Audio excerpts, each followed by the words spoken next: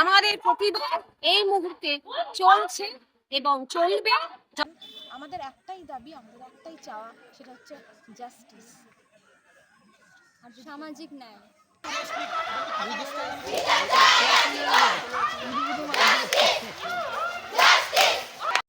এবার যে খবরের দিকে নজর রাখব, কয়েক হাজার স্কুল পড়ুয়ারা আজিমগঞ্জের রাস্তায় ধিক্কার মিছিলে নামল। তরুণী চিকিৎসকের খুন ও ধর্ষণের ঘটনায় তোলপাড় হয়েছে গোটা দেশ। আরজিকর কাণ্ডে মুর্শিদাবাদ জেলার জিয়াগঞ্জ আজিমগঞ্জের Raibahadur high school, Don Bosco high school, Keshari Kumari Balika Vidyalaya, রানী ভবানী বিদ্যাপীঠ, মোট 4টি স্কুলের প্রায় 4000 ছাত্রছাত্রী সহ প্রাক্তন ছাত্রছাত্রী এবং স্কুলের শিক্ষক শিক্ষিকাগণ সবাই একত্রিত হয়ে বিশাল বড় প্রতিবাদ মিছিল আজিমগঞ্জের রাস্তায়। তাদের একটাই দাবি, অপরাধীদের দৃষ্টান্তমূলক শাস্তি দিতে হবে। এই দাবিতে রাস্তায় নামলো স্কুল পড়ুয়ারা।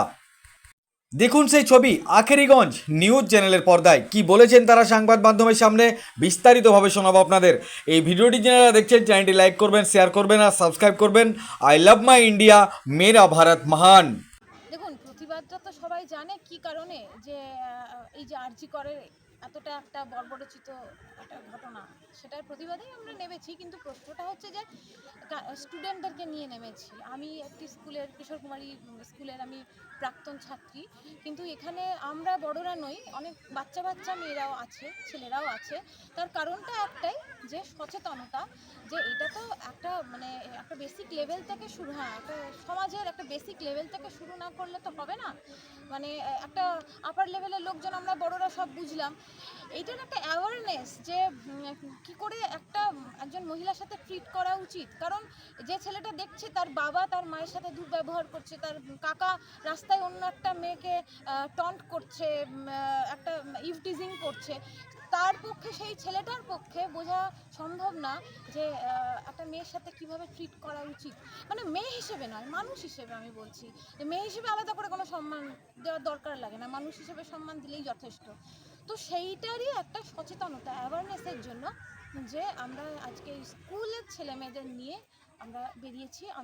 আমি প্রাক্তন ছাত্রী সেই স্কুলের, এবং আমার সঙ্গে আরও এনারাও সবাই প্রাক্তন ছাত্রী।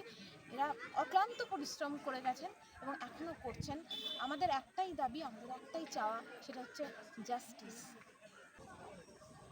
সামাজিক ন্যায় চাইছি, আর কিছুই না। সামাজিক মূল্যবোধ যাতে আরও বেশি করে গড়ে ওঠে, যেটা আজকে সামাজিক অবক্ষয় যেইভাবে দাঁড়িয়েছে, যেভাবে সামাজিক ব্যাধি হিসেবে এই কর্মকাণ্ডগুলো ছড়িয়ে যাচ্ছে, এবং ছোট থেকে মাঝারি বয়স থেকে বৃদ্ধা পর্যন্ত এতে প্রভাবিত হচ্ছে, অ্যাফেক্টেড হচ্ছে। তো সেখানে এটা একটা নিতান্ত কোনো ঘটনা নয়, এটা একটা সামাজিক ব্যাধিতে পরিণত হয়েছে। তাই সেইখান থেকে আমরা সামাজিক ন্যায় চাইছি, প্রশাসনের কাছে ন্যায় চাইছি। আপনার নাম? সুরক্ষা চাইছি।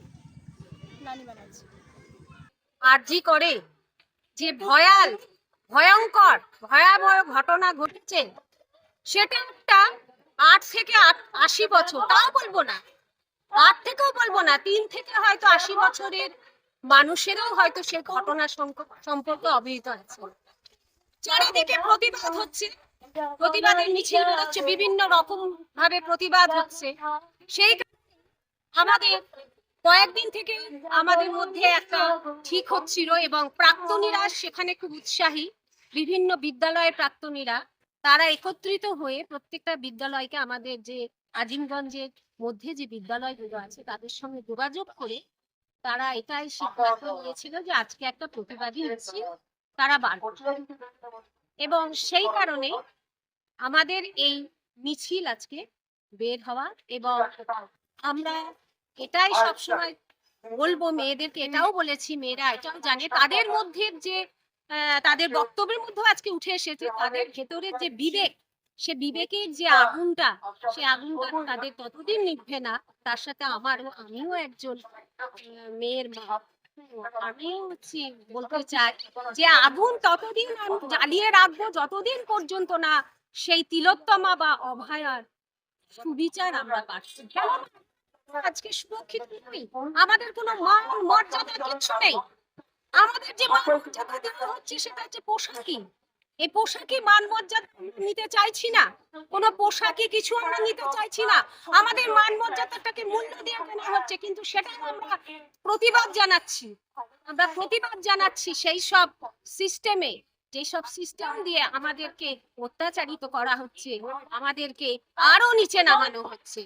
আমাদের প্রতিবাদ এই মুহূর্তে চলছে এবং চলবে যতদিন পর্যন্ত না আমরা সুবিচার না চাচ্ছি, না পাচ্ছি।